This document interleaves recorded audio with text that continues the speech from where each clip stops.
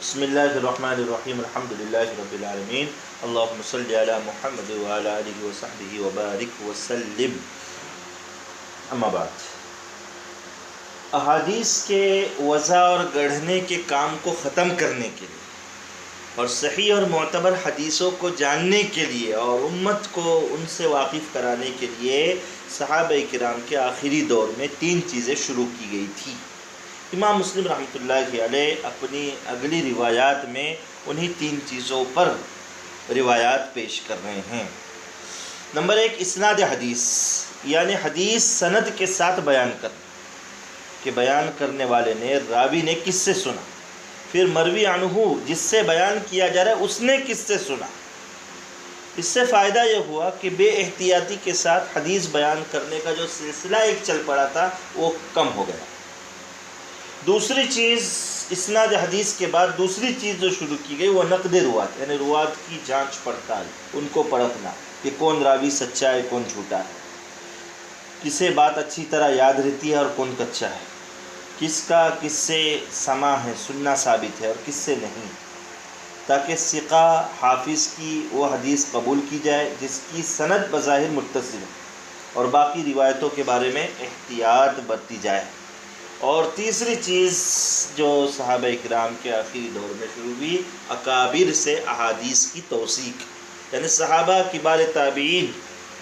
اور ائمہ فن سے اپنے مسموعات کی توثیق کر لینا. اللہ تعالیٰ نے اپنے فضل و کرم سے دین کی حفاظت کا جو وعدہ فرمایا تھا اس کی تکمیل اس طرح ہوئی کہ صحابہ کی زندگیوں میں اللہ تعالیٰ نے برکت عطا فرمائی تاکہ تابعین ان کی طرف رجوع کر کے حدیثوں کی توثیق اور ان کی جانچ پڑتال کر سکے. پھر تابعین میں ایسے جلیل القدر حضرات پیدا ہوئے اور بعد میں ایسے بے شمار ائمہ فن پیدا ہوئے جن کی طرف رجوع کر کے احادیث کے بارے میں اطمینان حاصل کیا جاتا تھا. یہی باتیں آگے امام مسلم رحمۃ اللہ علیہ بیان کر رہے ہیں کہ حدیثوں کے صحیح ہونے کو معلوم کرنے کا سب سے عمدہ طریقہ یہ ہے کہ فن حدیث کے اکابر سے رجوع کیا جائے. جس طرح لوگ سونے کو پرکھنے کے لیے ماہر سنار کی طرف رجوع کرتے ہیں، ان سے معلوم کیا جاتا ہے، اسی طریقے سے اکابر اور ائمہ فن سے معلوم ہوتا ہے کہ کون سی حدیث صحیح ہے اور کون سی غیر صحیح ہے. چنانچہ تابعین اکابر صحابہ سے رجوع کرتے تھے. اگلی روایت میں اس کی مثالیں ہیں. وَبِالسَّنَدِ الْمُتَّصِلِ مِنَّا إِلَى أَمِيرِ الْمُؤْمِنِينَ فِي الْحَدِيثِ مسلم بن الحجاج القشيري النسابوري رحمه الله رحمة واسعة أنه قال حدثنا داود بن عمرو الضبي قال حدثنا نافع بن عمر عن ابن أبي مليكة أنه قال كتبت إلى ابن عباس أسأله أن يكتب لي كتابا ويخفي عني فقال ولد ناصح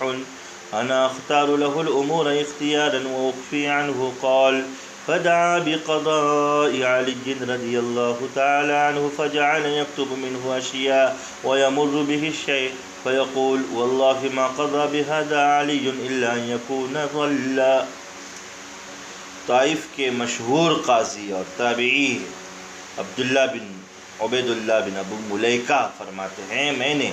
حضرت عبداللہ بن عباس رضی اللہ تعالیٰ عنہما کو خط لکھا. حضرت عبداللہ بن عباس رضی اللہ تعالیٰ عنہما کا آخری زمانہ طائف میں گزرا ہے، وہیں پر ان کا مقبرہ بھی ہے. تو ان کو خط لکھا جس میں جناب سے درخواست کی کہ مجھے حضرت علی رضی اللہ تعالیٰ عنہ کے فیصلوں کی ایک تحریر لکھ دے اور غیر معتبر باتیں مجھ سے چھپا لے، یعنی ان کو نہ لکھیں. حضرت عبداللہ بن عباس رضی اللہ تعالیٰ عنہما نے خط پڑھ کر فرمایا کہ خیر خواہ لڑکا یعنی سمجھدار، میں اس کے لیے اچھی باتیں منتخب کروں گا اور غیر معتبر باتیں نہیں لکھوں گا. راوی فرماتے پھر حضرت عبداللہ بن عباس رضی اللہ تعالیٰ عنہما نے حضرت علی کے فیصلے منگوائے اور ان میں سے نقل کرنے لگے، اور بعض باتیں جب ان کے نگاہ سے گزرتی تو فرماتے اللہ کی قسم یہ باتیں حضرت علی رضی اللہ تعالیٰ عنہ کا فیصلہ نہیں ہو سکتی الا کہ وہ گمراہ ہوں. یعنی ظاہر سی بات ہے حضرت علی رضی اللہ تعالیٰ عنہ خلیفہ راشد ہے، وہ گمراہ ہو ہی نہیں سکتے. حضور پاک صلی اللہ علیہ وسلم نے انہیں جو ہے عشر مبشرہ میں شامل فرمایا کہ وہ جنتی ہیں، تو ظاہر سی بات ہے کہ یہ گمراہ کن فیصلوں کی نسبت ان کی طرف کرنا صحیح نہیں۔ آج بھی سوشل میڈیا پر حضرت علی رضی اللہ تعالیٰ عنہ کے نام سے مختلف حکمت کی باتیں یا اقوال وغیرہ پیش کیے جاتے ہیں، تو اس کی تحقیق کرنا چاہیے کہ واقعتاً کس کتاب میں یا کہاں پر یہ منقول ہے، یا ان کا نقل کرنا صحیح ہے یا نہیں ہے، یہ سب باتیں ذہن میں رکھنی چاہیے۔ وبه قال حدثنا عمرو الناقد قال حدثنا سفيان بن عيينة عن هشام بن حجير عن طاووس أنه قال أتي ابن عباس بكتاب فيه قضاء علي فمحاه إلا قدره وأشار سفيان بن عيينة بذراعه۔ ذکوان بن کسان رحمۃ اللہ علیہ مانی کہتے ہیں کہ حضرت عبداللہ ابن عباس رضی اللہ تعالیٰ عنہما کے پاس توثیق کے لیے حضرت علی رضی اللہ تعالیٰ عنہ کے فیصلے کچھ چیزوں میں درج تھے، وہ لائے گئے۔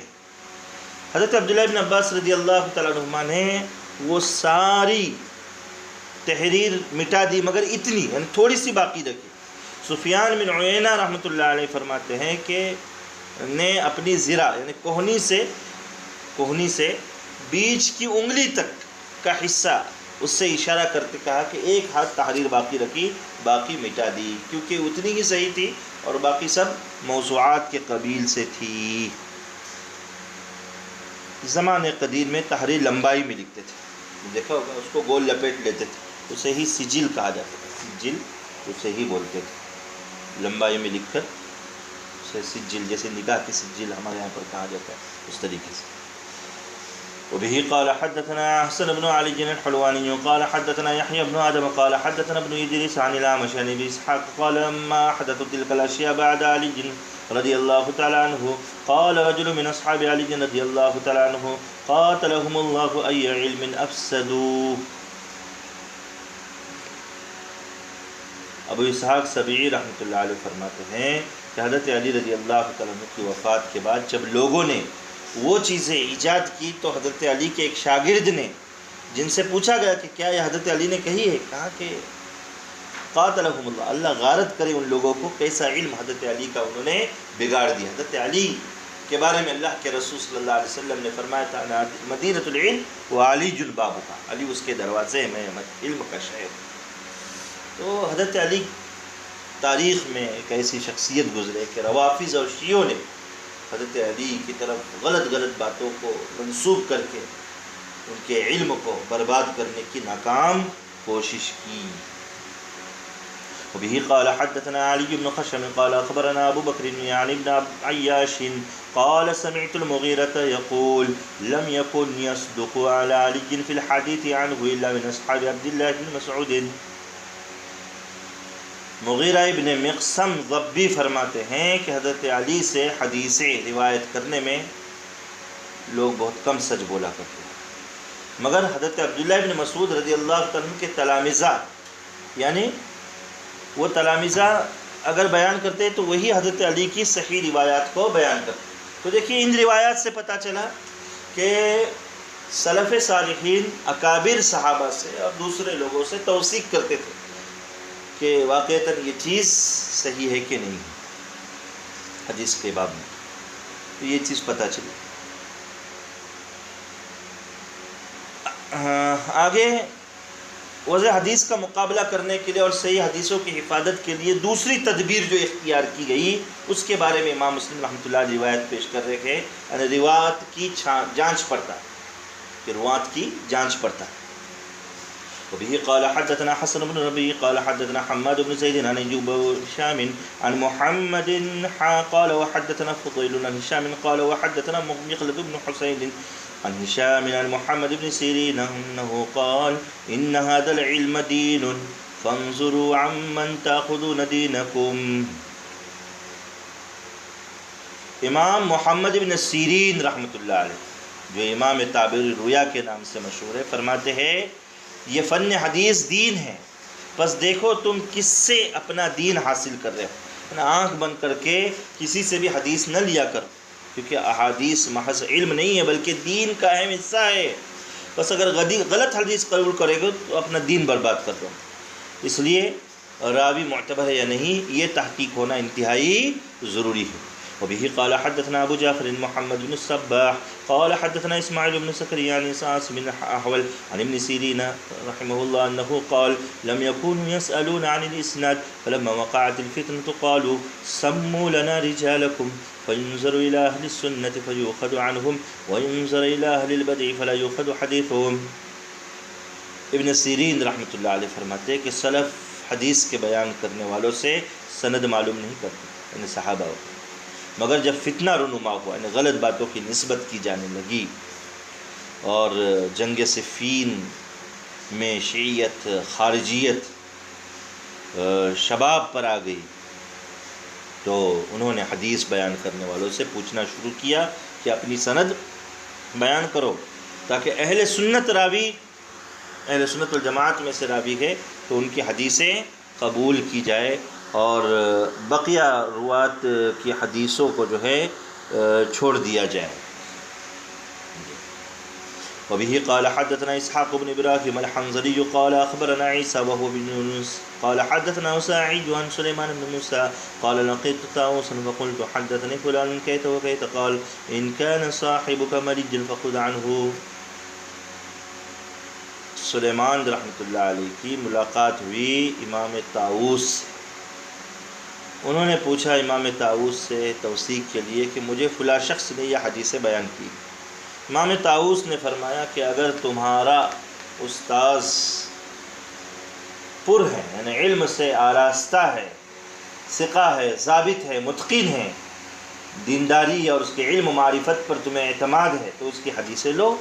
ورنہ اس کی حدیثیں مت لو. وبه قال حدثنا عبد الله بن عبد الرحمن الدارمي قال اخبرنا مروان يعني بن محمد بن دمشق قال حدثنا سعيد بن عبد العزيز عن سليمان بن موسى قال قلت لطاووس ان فلانا حدثني بكذا وكذا قال ان كان صاحبك مريجا فخذ عنه. وبه قال حدثنا نصر بن علي الجهضمي قال حدثنا اسماعيل عن ابي السناد عن النبي قال ادركت بالمدينه 100 كلهم مأمون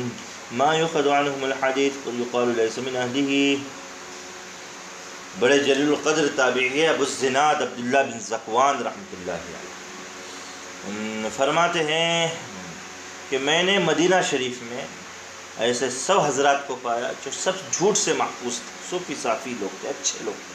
مگر ان سے حدیثیں نہیں لی جاتی تھی. کہا جاتا تھا کہ وہ دیندار تو ہیں، سچے تو ہیں، لیکن محض دینداری اور سچا ہونا حدیث کے بیان کرنے کے لیے کافی نہیں ہے، بلکہ فن حدیث کی بھرپور صلاحیت بھی ہونا چاہیے، وہ اس کے اہل نہیں ہیں. وبه قال حدثنا محمد بن ابي عمر المكي قال حدثنا سفيان قال وحدثنا ابو بكر بن خلاد الباهلي اللفظ له قال سمعت سفيان بن عيينة عن النسائي قال سمعت سعد بن ابراهيم يقول لا يحدث عن رسول الله صلى الله عليه وسلم الا الثقات. امام مصعر رحمۃ اللہ علیہ نے مدینہ منورہ کے قاضی حضرت سعد بن ابراہیم کو کہتے سنا حضور پاک صلی اللہ علیہ وسلم کی حدیثیں صرف معتبر اور ثقہ روات سے ہی بیان کیا کرو. آگے اسناد حدیث کی اہمیت کو امام مسلم رحمۃ اللہ علیہ اگلی روایت میں بتا رہے. وبه قال حدثني محمد بن عبد الله بن قهزاد من أهل مرو قال سمعت عبد الله بن عثمان يقول سمعت عبد الله بن المبارك رحمه الله رحمة واسعة أنه يقول الاسناد من الدين ولولا الاسناد لقال من شاء ما شاء. حضرت عبداللہ بن مبارک رحمۃ اللہ علیہ فرماتے ہیں اسناد دین میں سے، اگر سند نہ ہوتی، اسناد نہ ہوتی تو جس کا جو جی آتا کہتا،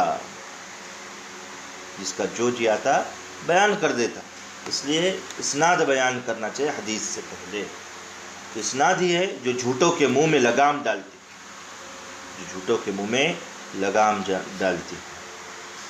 قال وقال محمد بن عبد الله قال حدثني عن عباس بن ابي رزمة قال سمعت عبد الله يقول بيننا وبين القوم